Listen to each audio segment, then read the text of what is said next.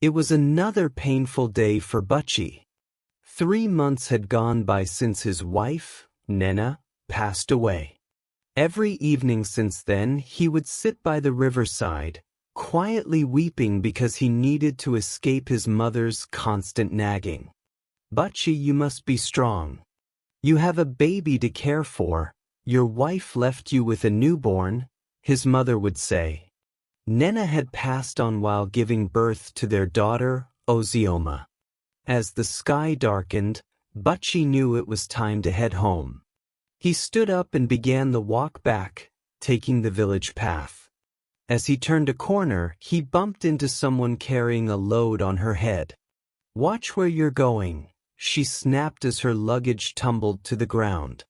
Her voice froze Butchie in place. He knew that voice. "Chinyu," he whispered, barely able to get the words out of his mouth. But even at that low volume, Chinyu knew it was him. She could recognize his voice at any pitch, anywhere, and at any given time. It was the voice of the man she had once loved. Butchie, the man who had broken her heart to marry Nena. Back then, they were inseparable, known throughout the village as lovebirds. Chinyu had supported all his wild dreams, and when he finally achieved success, he left her for someone else. To escape the shame and whispers of the villagers, Chinyu moved away from the village, but now she was back, forced to return due to a war in her new village. "Chinyu," Butchie repeated, this time louder. "How are you, Butchie?" she asked, trying to sound composed even though her heart raced. She thought she had buried her feelings for him, but seeing him now brought them rushing back. "I'm sorry, Chinyu," Butchie started, but she quickly interrupted him. "It's okay. I hold no grudge. You and Nena are a perfect couple." Butchie's face fell, and then he told Chinyu about Nena's death. When Chinyu heard the news, she didn't know how to feel. However, she was not sad. "Let me help you carry your things home, Butchie," she offered. Chinyu hesitated but then agreed, wanting to spend more time with him. Slowly, they walked to her hut, catching up on the years they had missed. When they arrived, Chinyu lit a lantern, and Butchie began to help her tidy up. The small space brought back so many memories for both of them, memories of their youth spent together in that very room. Unable to bear it any longer, Chinyu spoke. "Butchie, you knew I was an orphan. You knew how much I loved you. That's why it was easy for you to hurt me, because I had no one to stand up for me, and I was too in love with you to fight back." Tears filled her eyes, and Butchie moved to hug her. He had never meant to hurt her, but something about Nena had captivated him in a way he could not explain. They held each other for what felt like an eternity. Soon, the flood of emotions became overwhelming, and one thing led to another. That night, Butchie and Chinyu made love, and in the days that followed, their affair continued. Though Butchie was mourning, Chinyu made him feel alive again, reminding him of his youth and wild spirits. Then one day Chinyu gave him news. "I'm pregnant, Butchie." Butchie froze, his mind racing. With their frequent nights together, it wasn't surprising. "Let's get married," he said after a pause. "I know you will be a wonderful wife and a great mother to Ozioma. We will be a family of 4, and who knows what else God has in store for us." Chinyu was overjoyed. After all these years, she was finally going to marry the love of her life. They quickly made plans for their wedding, and soon after, Butchie and Chinyu were joined as husband and wife. 24 years had passed since Chinyu and Butchie's marriage, and much had changed. Butchie was now late, and Ozioma, along with her younger sister, Ndidi, had blossomed into beautiful women. Yes, Chinyu had a baby girl for Butchie, and as he had thought, she was a devoted wife to him and a loving mother to both daughters. But something happened that tested the love she believed she had for Ozioma. One day, Ndidi came home with exciting news. "A suitor whom I met at a ceremony hosted by the king has expressed interest in me, Mama," she said. "He will come with his family in 2 weeks to meet you." Ndidi said, her face glowing with happiness. Chinyu was overjoyed at the hope of Ndidi getting married. Ozioma, overhearing the conversation, also rejoiced for her sister, unbothered by the fact that Ndidi might marry before her. The long-awaited day arrived, and as promised, the suitor, Aina, arrived with his family. As the maids served refreshments, Ozioma joined in to help, ensuring everything went smoothly. But when she entered the room carrying a tray of food, Aina's attention immediately shifted. He couldn't take his eyes off her, captivated by her beauty. "Beautiful maiden, what is your name?" Aina asked, his voice full of admiration. Before Ozioma could respond, Chinyu quickly intervened. "She's my daughter, Ozioma." "Ozioma, go help your sister prepare to meet her in-laws," she instructed, hoping to divert Aina's attention back to Ndidi. Ozioma did as she was told, but the damage had already been done. Aina could not stop thinking about her. He pulled his father aside and said, "Papa, I am not interested in Ndidi. I want Ozioma." His father frowned, shaking his head. "This is embarrassing. How do I break this news to her mother?" But Aina, arrogant and confident, replied, "Papa, they are wealthy, but we are wealthier. She'll be happy to offer us either daughter." Reluctantly, his father agreed. When they returned to the gathering, just as Ndidi was about to be presented to her future in-laws, Aina's father interrupted, "We are not here today for Ndidi. It is Ozioma we wish to take as a wife." Chinyu froze in shock. Ozioma and Ndidi, listening from the next room, were equally stunned. But Ozioma would not stand by and let her family be insulted. She stormed into the room and family addressed the suitor's family. "I am not interested in marrying your son. He came here for my sister, and now he has changed his mind. Please leave. My family will not entertain this marriage any longer." The suitor's family, seeing Ozioma's seriousness and Chinyu's silence, had no choice but to leave. Once they were gone, Chinyu hugged her daughters, but inside, she was angry. Memories of her own betrayal resurfaced, how Butchie had left her for Nena. Aina's words kept ringing in her head. "Beautiful maiden, what is your name?" Many nights, she lay awake, unable to find rest. Chinyu paced around her room, fists clenched, as her hatred for Ozioma deepened with each passing day. At last, she made a vow. Her daughter would never suffer the same fate she had, no matter the cost, not while she was alive. An evil smile crept across her face. Nena had escaped her revenge, but Ozioma would not be so lucky. She would make sure of it. Now all she needed was the perfect plan. 3 months had passed since the incident, and while everyone else had moved on, Chinyu could not. Day and night, she walked tirelessly, crafting her evil plan. Whenever doubt crept into her heart, she would whisper to herself, "This is for Ndidi.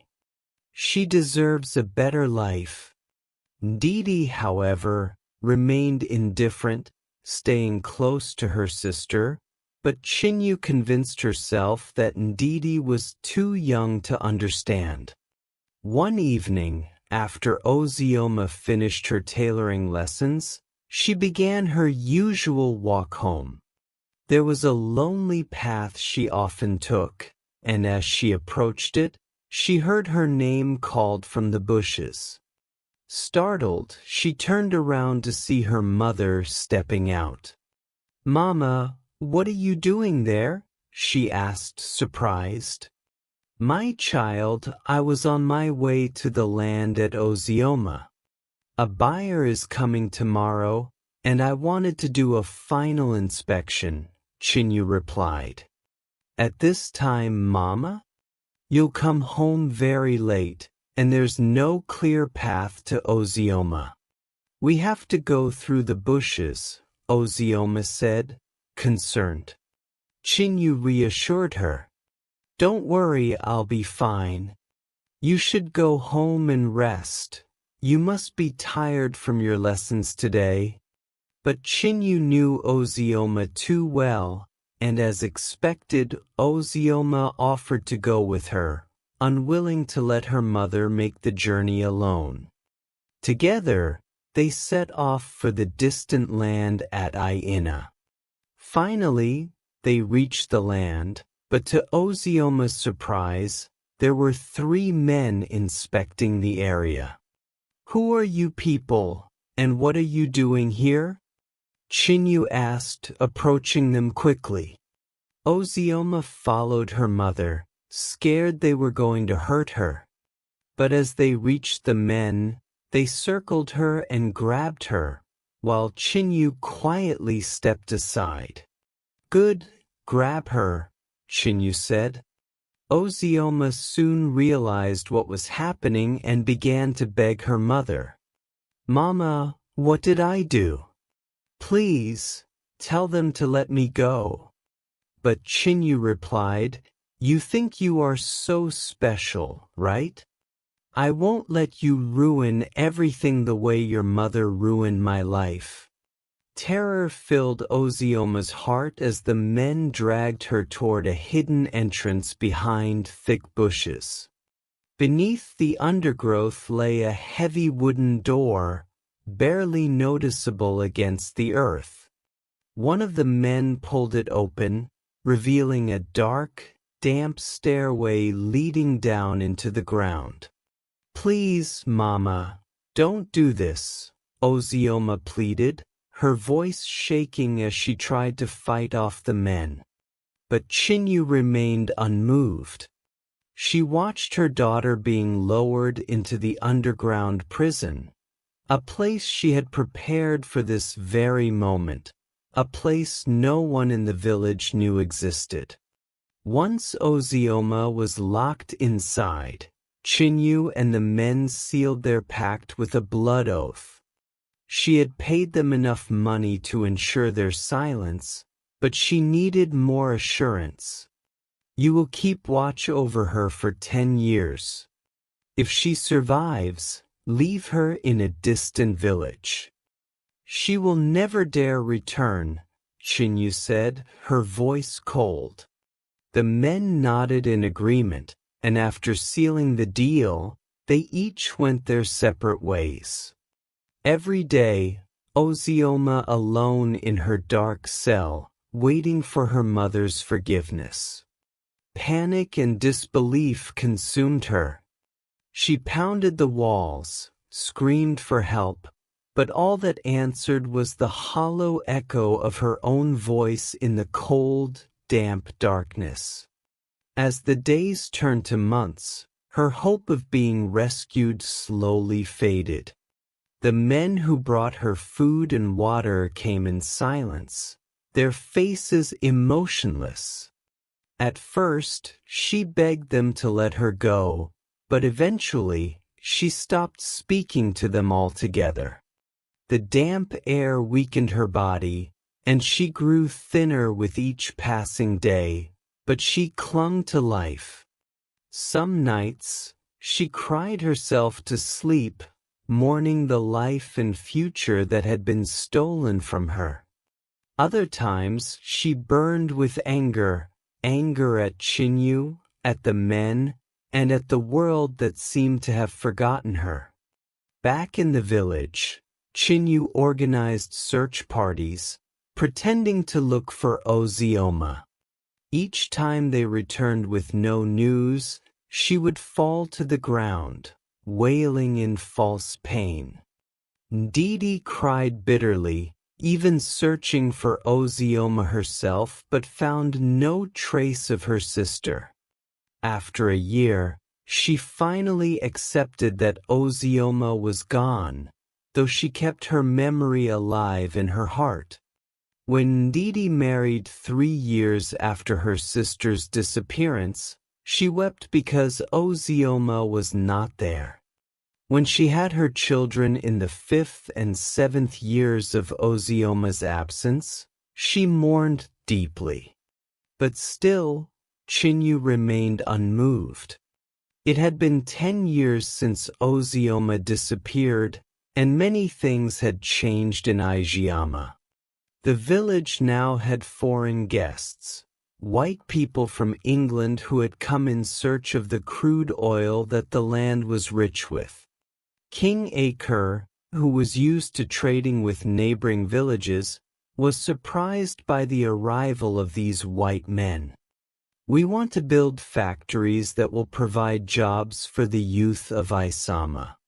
These factories will make your village the top trading center in all of Nigeria," said Nathan, the leader of the team.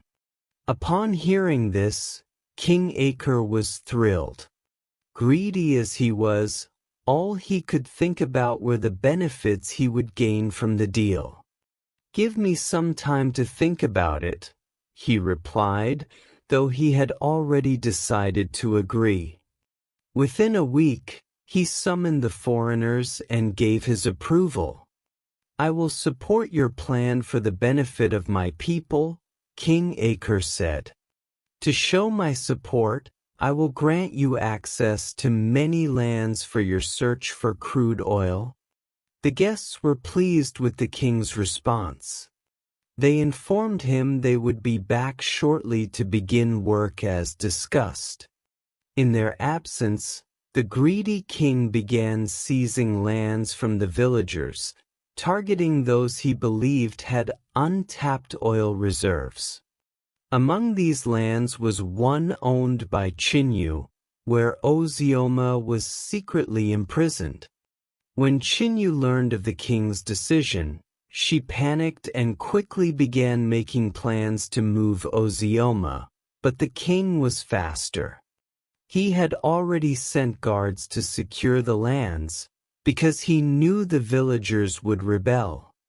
Helpless, Chinyu ran to the palace to plead with the king. "My husband is dead, I've lost my first daughter, and now the king wants to take my properties," she cried. But the king ignored her. His love for wealth outweighed his compassion for his people. Chinyu began living in constant fear, hoping that by the time Ozioma was found, she would have already perished from hunger and thirst. But her time was up. It was time to pay for her sins. 7 days after the guards took over, a new set of guards arrived at the site. During a break, one of them wandered to a corner of the land to urinate. As he did, The sound of his urine hitting the ground seemed louder than usual. Confused, he looked around and saw what appeared to be overgrown bushes.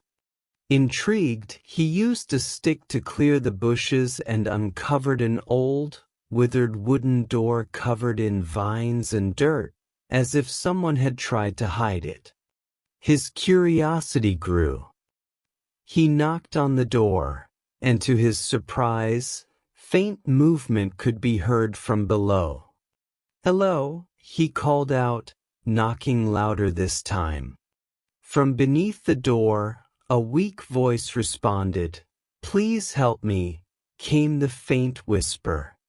Ozioma usually would not speak, but from the way the door to her prison was handled, she knew it was not her captors. Startled, the guard immediately alerted the others.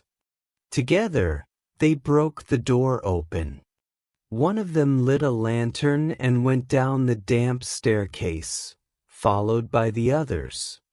The air was musty and thick with the smell of decay, but small vents hidden in the walls provided enough ventilation to make the space breathable. As the light from the lantern illuminated the room, they saw her, Ozioma, huddled in a corner, her body frail and weak from years of isolation and starvation. One of the guards screamed in shock. "There's a woman down here," he shouted. Ozioma slowly looked up. Her face was bony, her clothes ragged, but in her eyes there was a spark of hope. After a long time of suffering, she had finally been found. Ozioma was swiftly brought before the king, who was in the middle of a meeting with the visitors, who had returned as promised. The guards were ushered in, and the king shook his head in shock at the sight of Ozioma's condition. Nathan, the lead engineer, was filled with empathy as he saw her fragile state, but he quietly observed, choosing not to get involved. The guards laid her gently on the floor and recounted everything that had happened. After a long silence, the king asked, "Who is this woman? Does anyone know her?" A palace maid who had been listening closely stepped forward, saying, "I may be wrong, my king, but she resembles late Butchie's daughter. She was declared missing over 8 years ago." The king immediately ordered the guards to fetch her mother, Chinyu, to tell her the good news.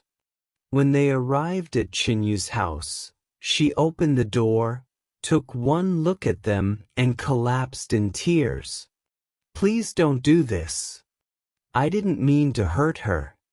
I'll pay you all handsomely if you help me leave this village," Chinyu begged. The chief guard quickly realized what had happened. He had always wondered who could have kept Ozioma hidden, knowing it was Butchie's land. He grabbed Chinyu's arm and shouted, "You wicked woman! So you're the one responsible for this cruelty?" The other guards, now understanding the truth, began to shame her and dragged her to the palace. Inside, Ozioma sat quietly in the corner, sipping water and eating. When she saw Chinyu enter, tears rolled down her face. Her mother was visibly older, and Ozioma silently wondered how many years had passed. Chinyu rushed toward her, pleading for forgiveness, but the guards held her back. They explained everything to the king, who immediately ordered Chinyu's arrest and sentenced her to execution. Then the queen spoke up, asking that they keep Ozioma in their care until she was strong enough to be by herself at home. "My king, I am a doctor, and I believe Ozioma would benefit from my care," said Elsie, one of the foreign guests. The king agreed without hesitation, and Ozioma was promptly taken to one of the rooms in the palace for treatment. Months passed, and Ozioma went through periods of treatment. Some days were good, while others were painful, but she pushed through them all.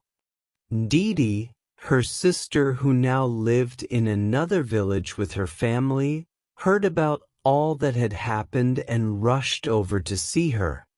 However, Ozioma was not ready for a visit. "I really want to be alone," she told Elsie. But Ndidi was determined. She loved her sister deeply, and after some persistence, Ozioma finally agreed to meet with her. They talked, and in the end she said, "Please give me time, Ndidi. I'm still trying to process everything that's happened." Ndidi finally understood and, with a nod, returned to her home, relieved that she had at least seen her sister. One day, when Ozioma was strong enough to walk, she left the palace. Though she still limped, she moved slowly through the village, taking in its changes. She wanted to speak to the villagers but did not know how to start, so she began muttering to herself, something she had gotten used to during her time in captivity. "Is she talking to herself?" one villager whispered. "What do you expect after all that time in isolation?" "She has probably gone mad," another replied sadly. Hearing this, Ozioma felt a deep sadness. She wanted to correct them, to tell them they were wrong, but when she approached, they fled in fear. Heartbroken, she returned to the palace and asked for an audience with the queen, who had grown fond of her. "I'm ready to go home, my queen," Ozioma said. "Thank you for all your kindness." The queen tried to convince her to stay longer, but Ozioma felt out of place even in the palace. She believed everyone was judging her. Eventually, the queen agreed and sent her home with enough money to support herself until she could start earning again. "I'll send food to you every 2 weeks," the queen promised as she bid Ozioma farewell. Ozioma moved back into her father Butchi's old house and isolated herself, which only fueled the rumors in the village. Some called her the mad woman who lived alone in the abandoned compound. Children avoided passing by her house at night, fearing she might come out and harm them. Despite everything, the queen kept her promise, and Elsie frequently checked on Ozioma, bringing her medications. But one day, Elsie could not make the trip, so she asked Nathan to deliver the medication on his way to the worksite. "You can't miss the house. It's right before the turn to the road that leads to the major work sites," Elsie explained. When Nathan arrived at Ozioma's house, there was no one outside, but just as he was about to leave, he heard someone giggling at the back of the house. "Hello," he shouted, but there was no response. Rather, the person kept giggling. As he got closer, the voice suddenly called out, "Sing louder." He assumed it was Ozioma and walked to meet her. When he saw her, she was busy singing and making hand movements as if she were orchestrating a choir.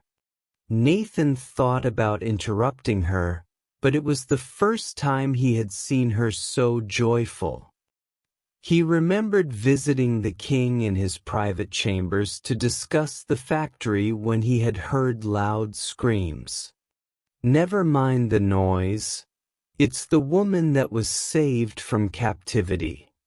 The herbalist is massaging her legs so she can walk better, the king said to him. Aside from the day she arrived at the palace, Nathan had often seen her sitting sadly on his frequent visits to the palace. He had wanted to approach her, but he didn't think she would be receptive to him. He stood aside, watching her as she conducted her invisible choir. Just when he thought that was finished, she broke into a dance, moving her body to the tune from her mouth. Nathan decided he would leave and return later, not wanting to invade her privacy. But as he stepped back, his feet knocked down a small structure, making a loud noise, immediately alerting Ozioma, and suddenly she screamed in fright. "Please, don't be scared," Nathan said reassuringly. "Elsie asked me to deliver your medications." Still flustered, Ozioma backed away, her mind racing. She was sure he thought she was mad, just like the others. Tears welled up in her eyes as she struggled to explain. "It's just a way to pass the time. Please, do not listen to what they say." I'm not mad," she said quietly, avoiding his gaze. Nathan took a step forward, his expression soft and understanding. "Ozioma, I don't think you are mad," he said reassuringly. "We all find ways to cope with what we've been through." His words seemed to ease her discomfort, and for the first time, Ozioma felt like someone truly understood. He handed her the medications he was asked to deliver and turned his back to leave, but just as he began to walk away, he thought to stay and talk with her a bit. She could do with some company, he said to himself. He turned back and took a short look at Ozioma, thinking of what he could say to make her feel more comfortable. "Back in England, you know, when I was a boy, my sister and I used to hum tunes," he began. "She's a lovely singer, so I was always dragged into her displays. We would pretend we were conducting orchestras in our garden. Music can be a kind of medicine for the soul, don't you think?" he asked her. Ozioma looked at him, a bit surprised by his words. She hadn't expected someone like Nathan to share something so personal. She relaxed a little, the tension in her body easing as he spoke. "I guess what I am trying to say is you don't need to explain yourself to anyone," he said gently. "What you're doing isn't madness. It's a way to feel alive, to find joy again. After everything you've been through, you deserve that." Ozioma blinked, her heart warmed by his words. She hadn't expected such kindness from him.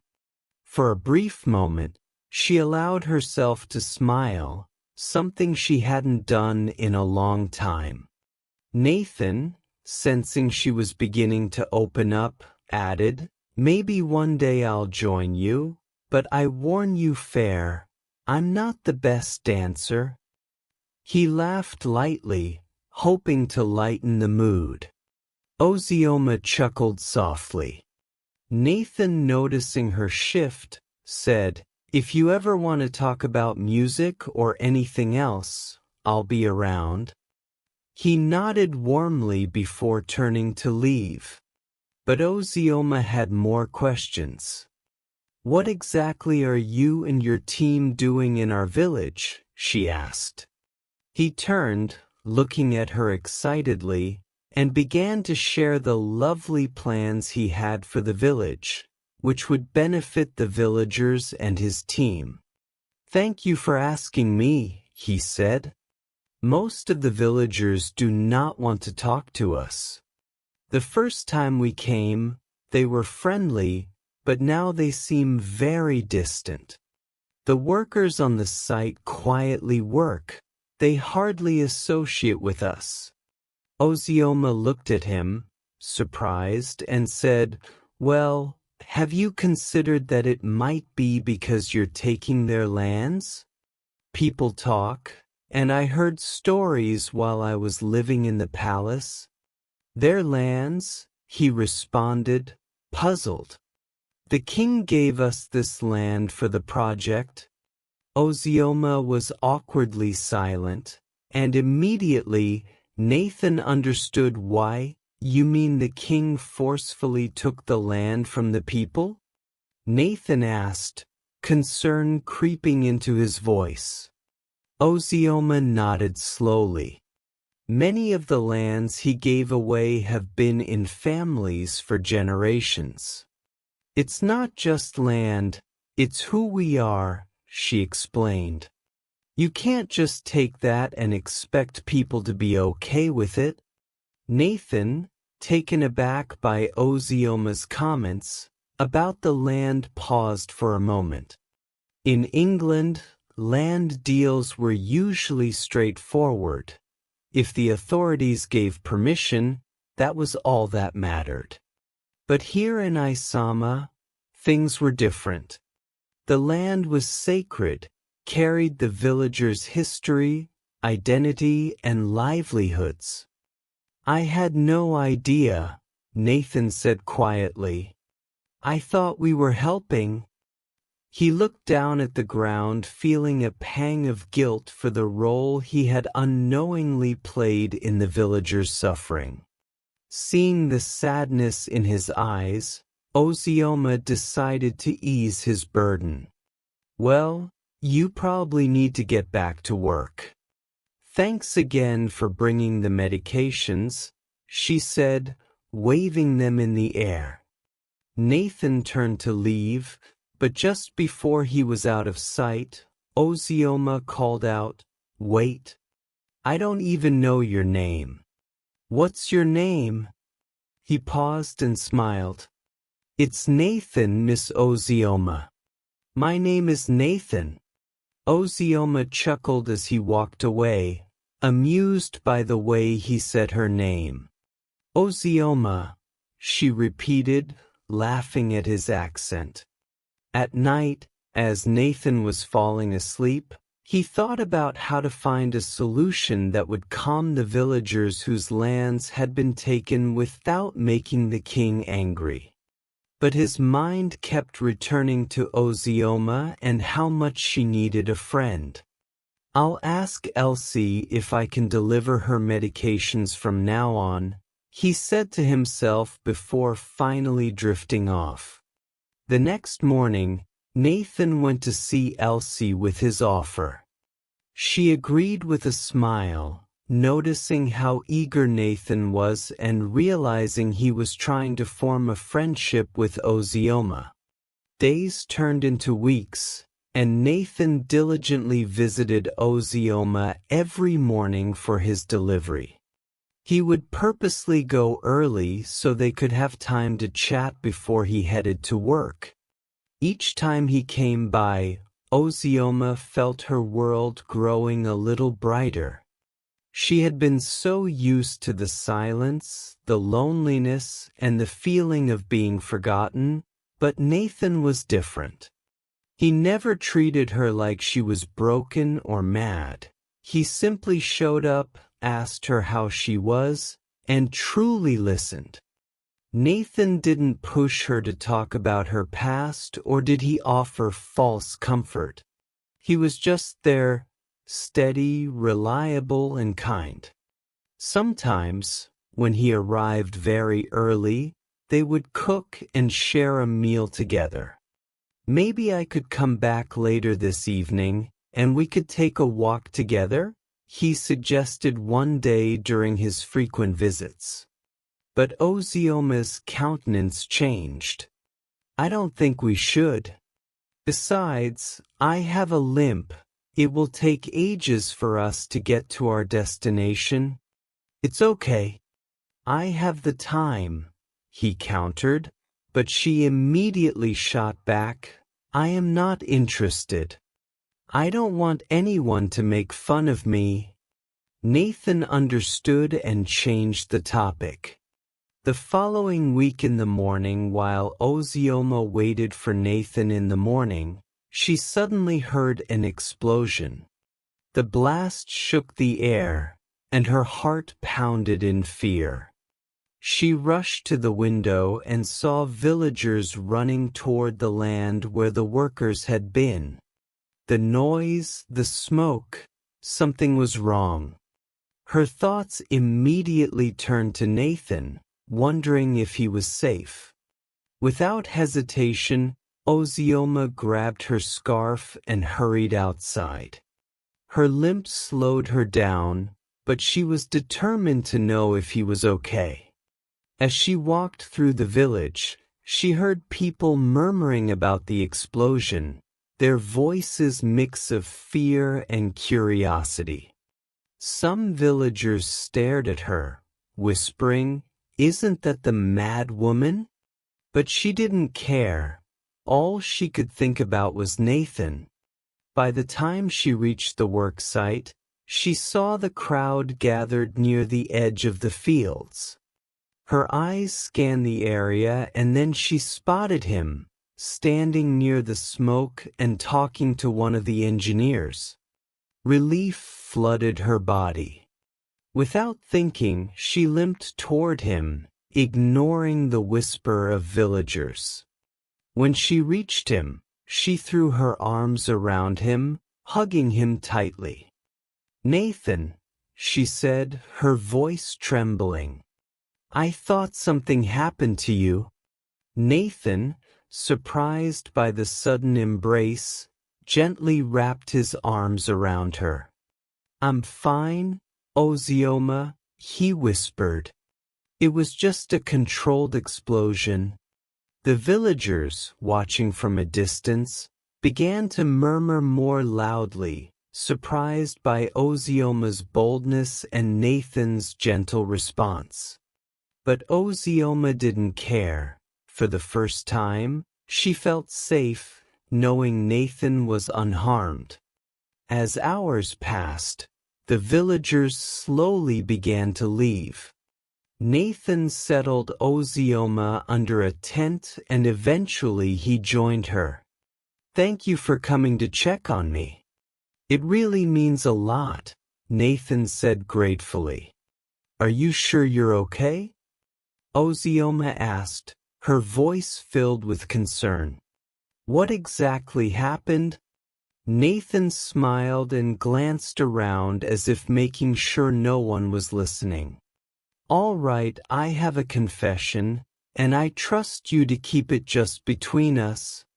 Nathan began and Ozioma nodded in agreement. He explained that the explosion was a planned demonstration with the engineers.